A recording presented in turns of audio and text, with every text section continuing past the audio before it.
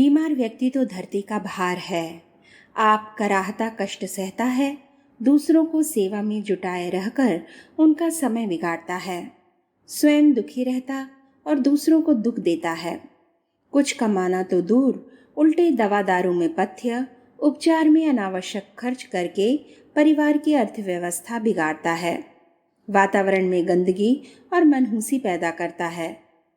छूत लगने से दूसरों को भी कोई रोग होने की आशंका बनी रहती है। बीमार शरीर का मस्तिष्क भी बीमार हो जाता है और वह चिड़चिड़ा, छिद्रान्वेषी, दुर्भावना युक्त बनकर जिनके संपर्क में रहता है उनके लिए पग पग पर क्षोभ का कारण बनता है। बीमारी का प्रजनन उनकी संतानें पैतृक विरासत लेकर जो कुछ आती हैं उसके फलस्वरूप उन बेचारों को भी रुग्ण रहना पड़ता है। अनेक ऐसी विकृतियां रोगी उत्पन्न करता है जिसमें वह अपने लिए, परिवार के लिए, समाज के लिए एक अभिशाप बनकर ही जीता है। कोई बीमार पड़ जाए तब तो वह सहानुभूति का पात्र और सेवा का अधिकारी है, पर इससे पूर्व हर एक को यह विचार करना चाहिए कि बीमार न पड़े, दुर्बलताग्रस्त न हो। यदि समय रहते सतर्कता बरती जाए तो निस्संदेह अस्वस्थता से बचा जा सकता है। कुछ पैतृक अथवा सामयिक छूत रोगों को छोड़कर बाकी बीमारियां मनुष्य की स्वयं की उपार्जित की हुई होती हैं।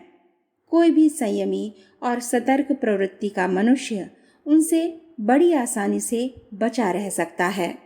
बीमारी और कमजोरी असंयम की कीमत पर खरीदी जाती हैं, वे मुफ्त नहीं मिलती।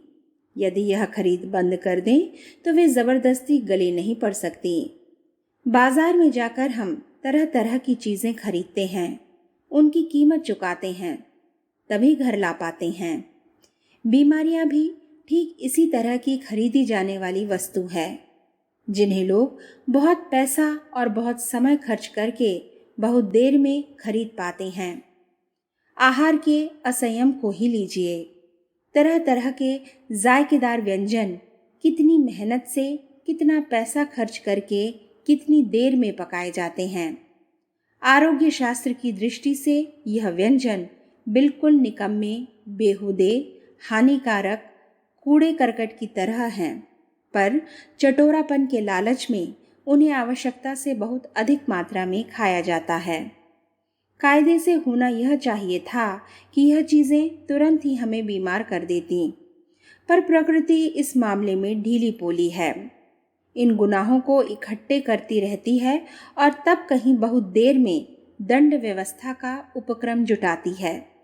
इसीलिए तो कहा गया है कि भरी पूरी कीमत चुकाने पर भी बीमारी तुरंत नहीं खरीदी जा सकती। टिकट खरीदते समय स्टेशनों पर कई बार लंबी लाइनों में खड़ा होना पड़ता है, तब कहीं नंबर आता है। इसी प्रकार आहार विहार का असंयम करते रहने पर भी उसका प्रतिफल रोग खरीदने में हमें बहुत बहुत समय तक इंतजार में खड़ा रहना पड़ता है, तब कहीं वह विपत्ति आती है। यदि हम अदूरदर्शिता छोड़कर समझदारी का रास्ता अपनाएं, दूर की बात सोचें, स्वास्थ्य का महत्व समझें, दुर्बलता और बीमारियों के प्रतिफल से डरें, तो कोई कारण नहीं कि सात्विक आहार विहार अपनाकर निरोग जीवन जीने की आकांक्षा उत्पन्न ना हो। यदि वह आकांक्षा सच्ची एवं सुदृढ़ है तो उसके पूरे होने में रत्ती भर भी कठिनाई नहीं है। अफ्रीकी बंदर बुद्धू किस्म के होते हैं। वे बड़ी आसानी से शिकारियों की पकड़ में आ जाते हैं। शिकारी लोग छोटे मुंह के बर्तन जमीन में गाड़कर उनमें चने भर देते हैं। बंदर उन्हें निकालने के लिए हाथ डालते हैं और मुट्ठी भरकर बाहर खींचते हैं। बर्तन का मुंह इतना छोटा होता है कि बंधी मुट्ठी बाहर नहीं निकल सकती। बंदर उसी में कैद हो जाता है। भरी मुट्ठी खींच सकना संभव नहीं होता और मुट्ठी खाली करके हाथ निकाल लेने की समझ उस बेवकूफ जानवर में होती नहीं। बस होता यह है कि बंदर चैं चैं करते उस बर्तन से जूझते रहते हैं। शिकारी आकर उन्हें मार ले जाते हैं। बेवकूफ बंदरों की यह मूर्खता अपने ऊपर अक्षरशः लागू होती है।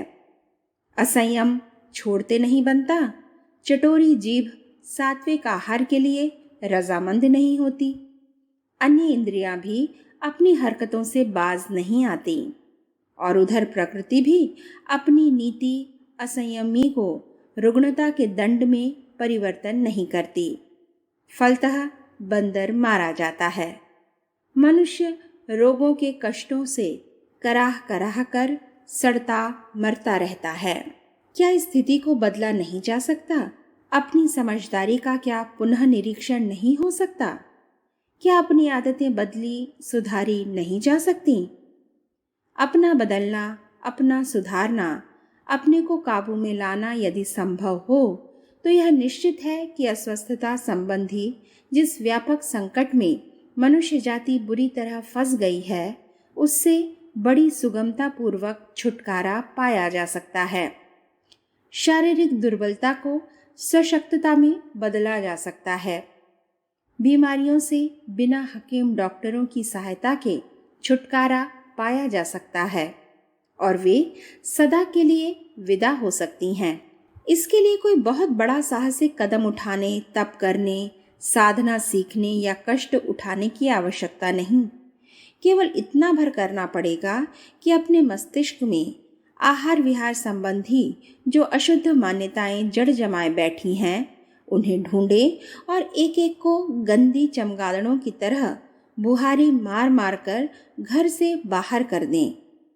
ये चुड़ैलें जब तक अड्डा जमाए बैठी रहेंगी तब तक विपत्तियों का अंत नहीं हो सकता।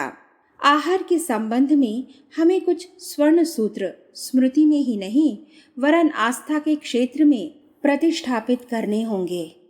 पहला, जीवन खाने के लिए नहीं, खाना जीवन के लिए है। दूसरा, जायके के लिए अभक्ष उदरस्थ नहीं करते रहना है, वरन औषधि की तरह आहार को उपयुक्त की कसौटी पर कसकर ही अंगीकार करना है। तीसरा, भूख लगे बिना कुछ नहीं खाना। चौथा, जब खाना तब आधा पेट रोटी के लिए, चौथाई पानी के लिए और चौथाई हवा के लिए नियत रहे।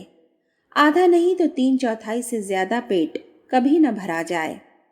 पांचवा, मसालों का, तली चीज़ों का, मिठाइयों का पूरी तरह बहिष्कार। छठवा, अपने प्रकृति के अनुरूप वह आहार लेना जो जल्दी हजम होता हो। सातवां, आहार में शाक भाजी का बाहुल्य। आठवां, 2 बार से अधिक भोजन न करना। बीच बीच में कुछ खाते रहने की आदत बिल्कुल छोड़ना। नौवां, प्रातःकाल के जलपान में केवल दूध, छाछ जैसा हल्का पेय।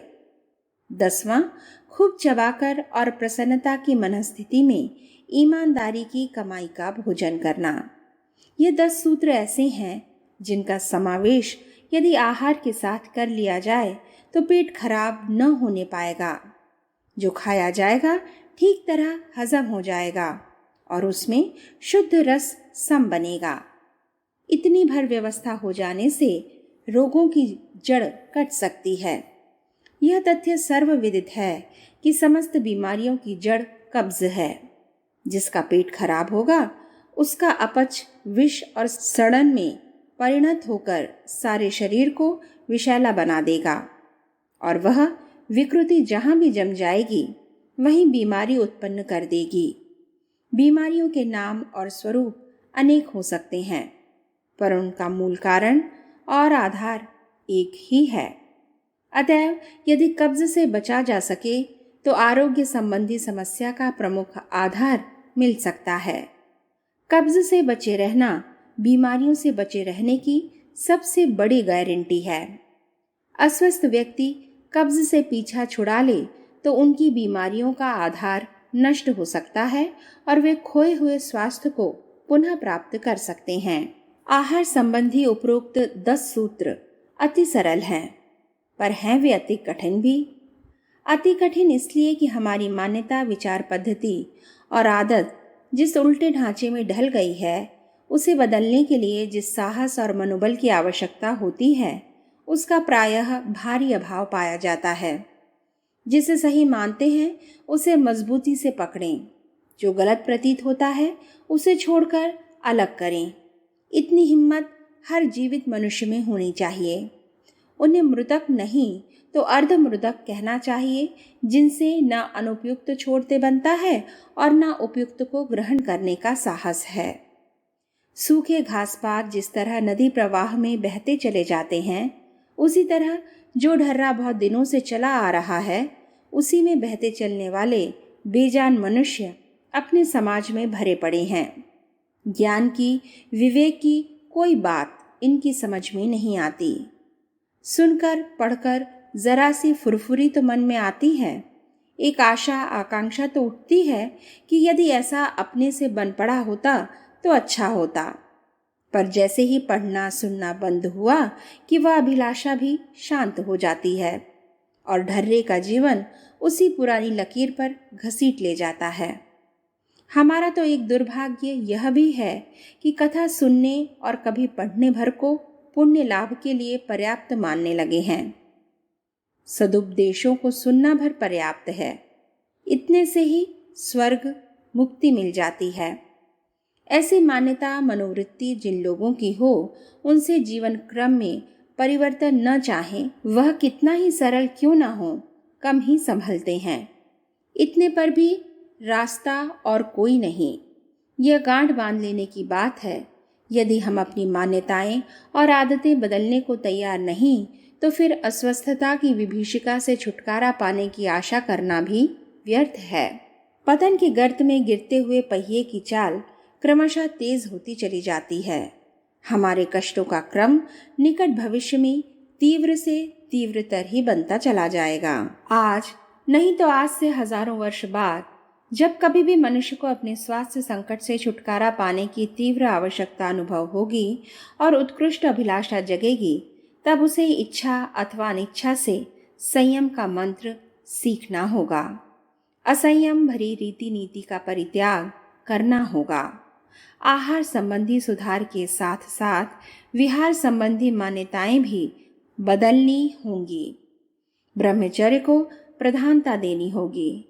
हर इंद्रिय को स्वच्छंद विचरण करने की उद्धता बरतने से रोकना होगा। अन्य अगणित समस्याओं की तरह स्वास्थ्य संबंधी विभीषिका जिसने खड़ी की है, वह मानवीय दुर्बुद्धि ही है। इन दिनों इसी का विस्तार बड़े विशाल परिमाण में हो रहा है। फलतः जिधर भी यह दुर्बुद्धि जा पहुंचती है, वहीं संकट खड़ा कर देती है। स्वास्थ्य की समस्या बिल्कुल सीधी साधी है। अल्पबुद्धि पशु पक्षी जिस प्रकृति प्रदत्त सामान्य ज्ञान का सही उपयोग कर अपना स्वास्थ्य अक्षुण्य बनाए रहते हैं, उसी का सहारा यदि मनुष्य भी पकड़े रहे तो किसी संकट की, कष्ट की, अधपतन की कोई संभावना नहीं। हमारे पूर्व पुरुष सामान्य, सरल, हल्का जीवन जीते थे और सुखपूर्वक लंबी आयु का आनंद लेते थे। संसार में जहाँ भी दीर्घ जीवियों का बाहुल्य है, वहाँ इसका कारण तलाश करने पर एक ही तथ्य सामने आता है कि वे सामान्य, सौम्य और सरल जीवन यापन करते हैं। बस इतने मात्र से ही उनका शरीर सुदृढ़ बना रहता है। प्रकृति ने हर शरीर को उस योग्य बनाया है कि यदि उसे खोदा, तोड़ा और बर्बाद न किया जाए तो वह अभावों और असुविधाओं के बीच सुस्थिर बना रह सकता है। भील आदि वन्य जातियों के लोग आर्थिक कठिनाइयों से ग्रसित रहते हैं। बहुमूल्य खाद्य पदार्थों, वस्त्र परिधानों और चिकित्सा आदि की सुविधाओं से उन्हें वंचित रहना पड़ता है। फिर भी उनमें इतना बल होता है कि शेर का मुकाबला कर सकें और शिकार के लिए हिरण, सुअर जैसे द्रुतगामी पशुओं का मीलों पीछा कर सकें। उत्तरी ध्रुव पर एस्किमो जाति के लोग उस घोर शीत से घिरे साधनों से सर्वथा रहित प्रदेश में रहते हैं। कितना कष्ट साध्य है उनका जीवन, फिर भी वे निरोग, परिपुष्ट, हंसमुख और दीर्घजीवी पाए जाते हैं। कारण इतना भर है कि उनने प्रकृति प्रदत्त स्वाभाविक बुद्धि का अवलंबन लेकर सामान्य और सरल जीवन जीने की रीति नीति अपनाई। इसके विपरीत हम हैं जो अगणित सुविधा साधनों का सहारा होते हुए भी अपने शरीर को दिनों दिन गिराते, नष्ट करते चले जाते हैं। ऊपर वाली पीढ़ियों की तुलना में हम नीचे वाली पीढ़ी दुर्बल और रुग्ण बनती चली जा रही है। साधन सुविधाएं बढ़ाने के और भी अधिक प्रयत्न किए जा सकते हैं।